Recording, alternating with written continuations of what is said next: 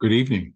This is the Elliott wave update for the NASDAQ 100 and the S&P 500 for Tuesday, February the 21st, 2023. The markets did follow pretty closely to what my expectations were as I laid out in last night's update.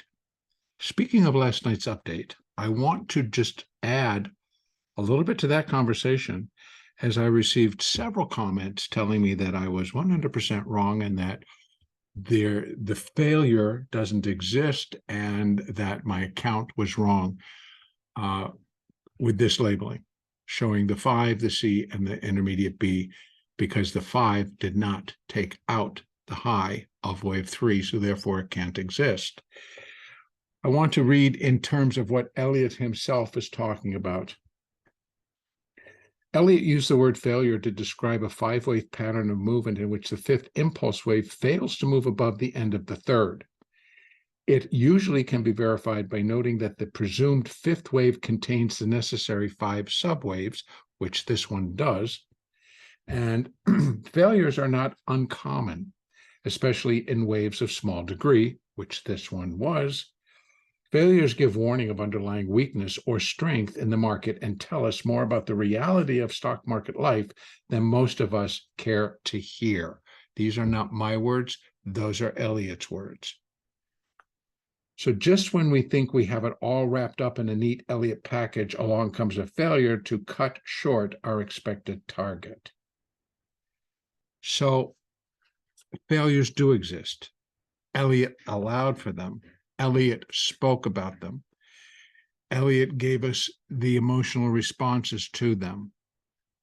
So again, I'm going to ask that people that you are always welcome to leave a comment and always welcome to disagree with my count.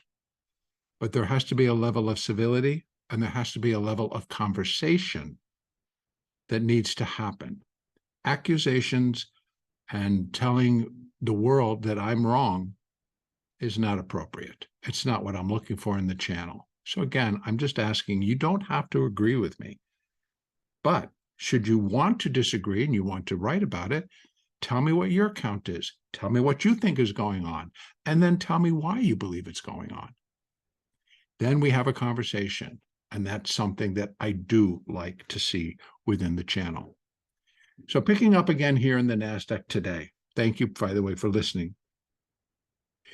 Picking up today, we remain in that beginning stages of what I am going to be labeling as an intermediate C wave, and we're in the absolute first wave down within that. And as I've been counting, there was the top, that's the 5, the C, and the intermediate B. So we're coming off in a 1, 2, 3, 4, and now coming down in that 5th. And the 5th may be done at today's lows, or we may need to come down and touch this support before again moving back up in what I'm going to term is likely just going to be that 5th wave. I've come back up in a 4th wave or the next corrective phase up. So again, let me start over, counting from here. 1, 2, 3, 4. 1, 2, 3. Could be. So we got a little bit of a 4, a small 4, then another drop down that then completes likely this first segment, or at least this 3rd wave. So again, 1, 2, 1 of 3, 2 of 3, 3 of 3, 4 of 3, 5 of 3. Then we get another 4, then we get another 5. So it still has more to unfold, more to unroll to the downside. Now, where can we start to put in some of our fibs? Well, we know for the entire 3rd wave, I can draw something that's going to look like this, and I'm going to use the extensions. I'm going to go down to there, up to there. So we can see that we've actually already just within this measurement, that did not come out right. I'm going to remove that, start over. Let me try to open this up a little bit so I can get these right. There to there. to there. There we go. That's a little bit better. So we basically still have that 12,024, which again is when we're in comparing or we're looking at the support levels for the C wave down. 0.236 absolute minimum, but it still could supply some support. Next down from there, within the context of the third wave, we have 11,988. So, yep, it does look like we might get one more small four, and then we get the balance of what I believe should be the fifth wave of this internal third, and then put a fourth wave in, and then do another decline to put in this first wave off of that high. So again, let's just take a look at that again. One of this first leg down. So it's all going to consist of 5 waves. That's 1. That's 2. 1 of 3, 2 of 3. Getting into 3 of 3. Then we need a 4. Then we need a 5. So it could be a couple of more days, actually, before we get all of this then complete. And then looking like we're likely going to start coming down closer to here. So I think we have a little bit more downside to do. Again, to kind of start to put in where I think little 4s are going to come in, I would probably want to just shift this up and bring this back down like this, because now we're going to get inside here. This is the 1, 2, 3, 4, 5, could be 1, 2. Again, remember what we're looking at. 1, 2, 1, 2. So 1, 1, and this is 2. And now from that point, we're going to start to count this third leg. And here we have 1, 2, and then maybe a 3, 4, but that doesn't know. It kind of gets a little screwy, but we're going to have to allow for a lot of different things here. 1, 2, 3, 4. 1, 2, 3, 4, 5 of 3. So there's a possibility that the 3 is done. Again, 1, 2, 1, 2, 3. Got to do a 4. Need a little 4, and then we come down in the 5th, and that then completes the third from that began here. Right? This whole subdivision will be all done. 1, 2, 3, 4, yet to be seen, and then we come back down. So this support level may contain what we have left in terms of the balance of a 4, the balance of a 3 to move in, then to a little bit larger of, again, counting here, 1, 2, 1, 2, 3, 4, 5 of 3. Then we get 4, and that'll be the fourth wave of this larger move.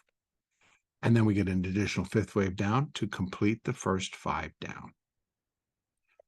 So a little confusing, but you got to walk it through with me. And that's just kind of trying to cover all of our bases and make sure that everybody's getting a voice in terms of what part of the wave it is and catching all of the nuances that the market can toss at us. Our moving averages now, as I had suggested, that with a continued downside move, we got continued where all of the moving averages, in fact, the 8 and the 4 are strongly just hugging the market and walking this all the way down. So they'll be the first to announce that little 4, and we might get up to the 8. We might even get back up to the 20 in terms of that smaller 4 within this third, and then coming down, putting in the 5, finishing up that third, putting in another 4, and then an additional 5 to finish this first 5 waves down. Now, where can I start putting some fibs that can give us some indications of what we're doing inside here?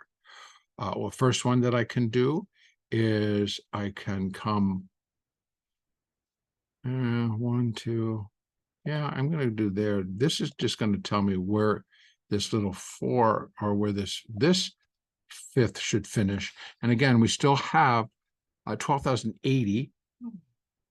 And so probably going to come into there. But if I'm looking for the whole thing,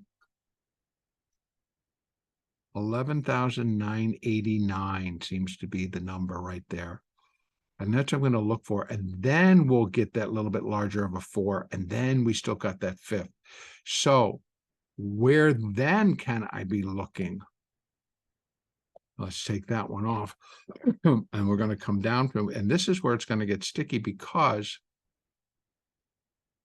we don't have all that much before we're sitting back down here at 11,988. So we still have those numbers are all in play. And then we have the additional that we wrote from here. So we're still all down into this high 11,900s. And then I will be able to add additional fibs once we get additional moves in place. So right now, looking for a small 4, an additional small fifth down to complete the internal third, right? That started here. 1, 2, 3. We're looking to finish the 3, get a 4 and a 5, which might take us down to 988, maybe lower. Once I get that fourth wave, I can tell you where the fifth's going to end up. Right now, don't have it, so it's too hard to kind of put it in. I can do a couple of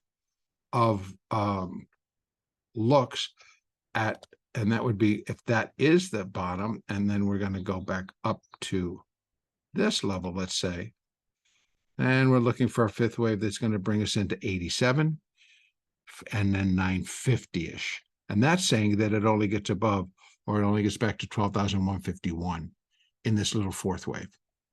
So we got a lot of possibilities, but as it starts to unfold, I'll be able to do intraday type work and figure that out. So I'm still, bottom line here, still looking for additional downside to put in this first 5 waves down on the hourly chart. So the probability now of a total turnaround and a run back up, you can start to see that it's starting to lose probability. It's starting to lower itself on that probability scale. So I have not ruled it out totally, and I can't just yet, although it's getting tighter and it's going to become more difficult for the market to start to move up and start heading towards above this high and then above 12,900 to get itself all the way up towards 13,000. It starts to find it a little bit more problematic from here. Up here, more reasonable. Down here, the probability scale continues to drop. And we did see that the squeeze kicked in a little bit harder today as well. So moving averages still pointing lower. Looking for a small bounce. Right now, I'm going to peg resistance at 12,152, 152. And then next up would be our 20, which is at 12,225. That would be, to me, a little bit high for a fourth wave, being that this is likely the first wave of that whole sequence down. 1, 2, 3, 4. So that's why I'm looking for a little bit less. Maybe up to 12,175-ish is a possibility. So first one is 50 to 55, and then we have 75 to 80, 85. Those would be two reasonable when I'm comparing it to the moving average. Get one more leg down, then do another 4, and do another little bit larger leg down. Still, I believe, ending up somewhere around 11,988 down to 11,050, 11,950. All right, let's move over. That was the NASDAQ. Let's move over to the S&P. Sometimes the S&P does feel a little bit cleaner. So we're going to do the same type of account. I know I'm not filling it in because it just gets too cluttered. But here again, there's the 5. There's the B. There's the failure. 1, 2. Now the third is breaking down cleanly here. 1, 2, 3, 4. And that 5 looks complete down here.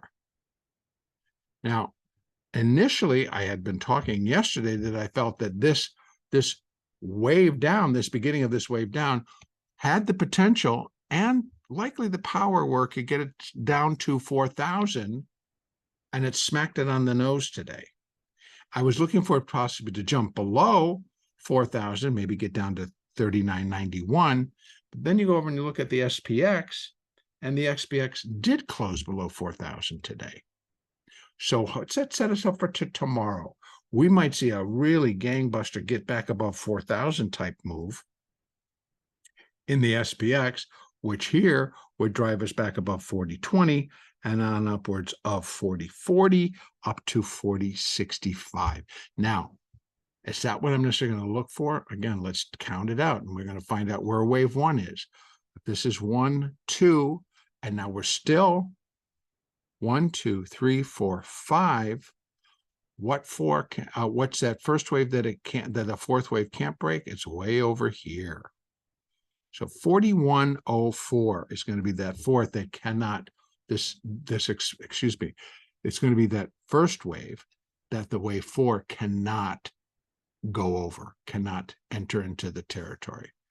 Where that previous fourth is, though, is right here. So what do? Let's just take a 1, 2, and if this is going to be our complete third, let's go ahead and put in our retracements. A little bit different than in the NASDAQ. The NASDAQ is not this advanced. It may be, and I'm just missing it on the internal count, and we'll find out. Here, just a normal 0.382, normal expectations, 40.65. And here you have from that bottom, that low, because it's the price territory thereof, 40.55 to 40.90. Here's the level I don't want to see it above, 41.03. So for tomorrow here in the S&P, I would expect a little bit of a bounce. Now, again, you can make your adjustments to your fibs should the markets when Asia opened, or again, when Globex starts in this particular market in about 30 minutes, they could drive it down. And they put that low in, and that's going to change your numbers for the expected fourth wave to come up. So again, let me review that account. 1, 2, then we drop into the third, the 3, 1, 2, 3, 4, 5. If 5 still has a little bit more to go, then we will make the adjustments on our fibs by running it again from the top of wave 2 to the bottom of wave 3, wherever it should be. Right now, we're taking it to today's low, which is 4,002. Okay, so that kind of completes that. Taking a look at the moving averages here, they also are pretty much spelling the same thing. We now got the 200 turning lower. We now have the 200 EMA and SMA turning lower. The 50 is turning lower. The 20 is heading sharply lower. The 50 is now heading sharply lower. So the moves today give us a lot of confirmation that the B wave's over. The market is now going to pay attention to the fact that we continue to get hints from the Fed, hints from the bonds, hints from the Fed funds rate that rates are going up. In fact, I saw an auction today, and they were in the T-bills. I believe the 26-week T-bills were above 5%. So we're there in terms of what our interest rates are beginning to tell us. So how far behind can the Fed be in raising rates more substantially and then maybe we've got to raise the possibility that it's going to come in above 50 basis points, and we'll be back at a 75 basis points. So PMI flash came out, market reacted negatively. They tried to rally it off of that, but it didn't work. And then we found additional sellers. Initially, right off of the bell this morning on the opening, we got a lot of buyer. We had a lot of buying activity, pushed the market up to session highs. Before it was just like sold for the balance of the session. What that was this morning, your guess is as good as mine, but I'm going to assume it was how traders were coming out of Friday's expiration. So that's really going to be about it for today. I think if I'm just going to take a quick look at the bonds, the one that I'm going to talk about today, just so that because we're always got to keep an eye on these because they're actually front and center right now. The 10-year bond. Again, I talked about this on Sunday's update, on the big picture update, and I had spoken about this level, 111.010, which is where this market basically closed today. A half a pip above it, and it hit it and it held. That's also on the bigger scale, a bigger fib. It is the sweet spot. It is 70.5% of this rally. It's come now down and held. This, as I have been describing, as far as the 10-year note is concerned, it's a major level. A break below this drops us into what I would call a slight black hole. And the market could quicken its pace and drop down towards 109 very quickly. Now, that would not be very healthy in terms of what we can be expecting. We had 4.25 on October the 24th. If I took it that low is October. Actually, this is my monthly chart. Let me go back over to where I'm going to go to my weekly chart. I can get it off of this next one. Sorry. All this futzing around. Was the 17th. So on the 24th, the 10-year note logged a yield of 4.25%. So last Friday, as I mentioned in the update, so just to quickly go back over that, the market closed on the 17th. The market closed at 3.82%. We've now dropped quite a bit. So are we back to 3.95, closer to 4%? And we drop again and equal that low, that's 4.25%. And then why I am talking about this now is not necessarily in conjunction with the rate as it is in terms of, remember that I've been counting that low, that October low, as a completion point for an intermediate degree A wave, which suggests that this move is a counter trend, granted, but it's a B wave, and that will consist of a minor degree ABC. And as you can see how I'm labeling it thus far, A, and this would be the minor B if it holds. Now, if I have to turn and count this instead of 5, I have to count it as an ABC of itself. It could tell me two things. One, the counter trend rally is done at this level, at these highs that we had closer to 116. And it, in my mind, is going to show us the weakness in the bond price and the strength that's coming in terms of interest rate hikes. Because what we would be then looking for, if this completed the entire B wave inside of this intermediate B wave, then we're going to be putting in an additional 5 waves down from this level versus this level. So that's a lot. That's going to be pointing to much lower than here. Then we're looking at like coming, back towards 103, which was the low in 2008, 2007, during that whole debacle. That's where we'd be ending up. And it has to come in an additional 5 waves down. If I bring this back to my daily, what am I looking at? 1, 2, 3, 4. We've got that. We've got it going. Maybe this is just the first leg. So again, is that just going to be minor wave 1 inside this intermediate C wave, which is beginning here? And so there's so much that could be going on. And again, I'm bringing this up because should it start to break, the bond market is telling us, get ready, markets. The interest rates are going to go much higher than you are all expecting.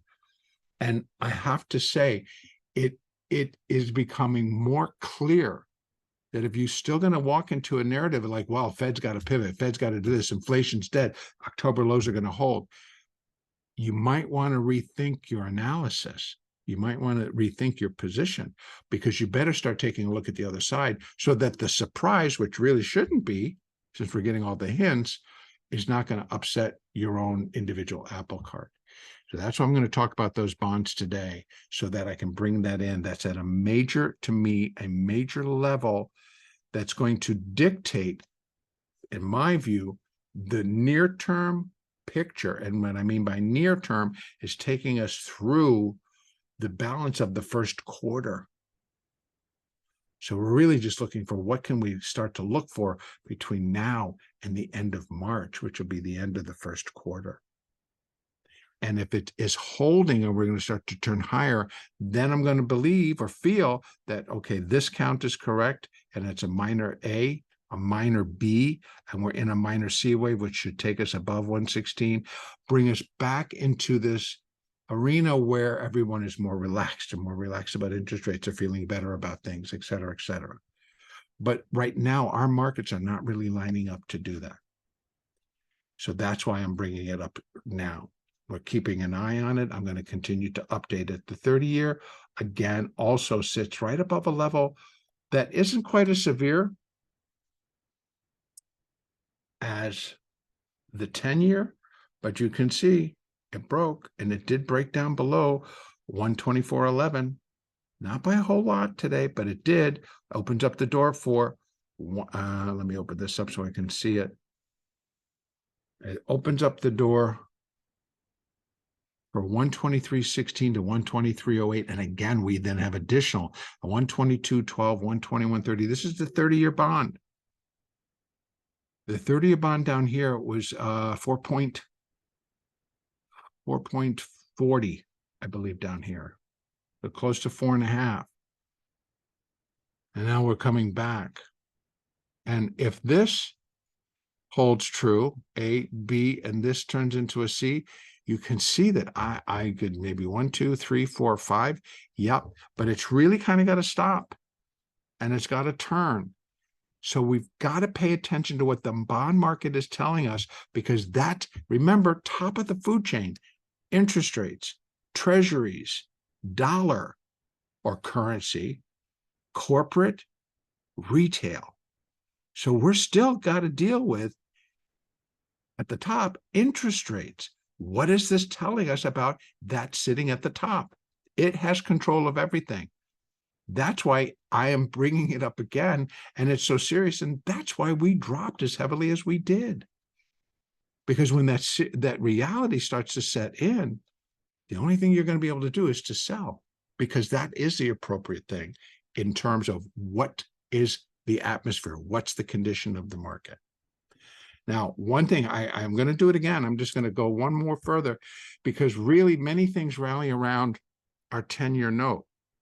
Now, as I mentioned in my updates, or that I did over the weekend, the 2-year note, there's the low, there's the October low. A break there signals fairly cleanly that this bounce is over, and rate hikes and rate rising is back on. And again, really, folks, what it begins to tell me is we have an additional 5 waves down to do from wherever this high is, and that right now it's right there. Now, if I go back out here and I look at my monthly chart, our low is 101.83. Where did we come today?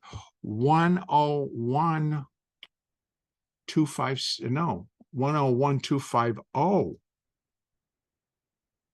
We're within 7 pips of hitting that low and breaking below it.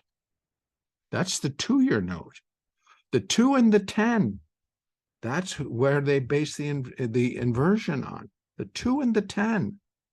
We looked at the 10, it's teetering. We're looking at the 2, it's got closer to that low. So again, we need to pay attention, and I will for us, and I'll be continuing to update it for us. So again, that's where I'm going to leave this off for tonight. You would think we'd get a little bit of bounce tomorrow because we had a pretty strong down day. And that may be possible, but we've also seen where the seriousness of what's going on may preclude a stronger bounce before we start hitting the skids again. Our next update will be on Wednesday, the 22nd.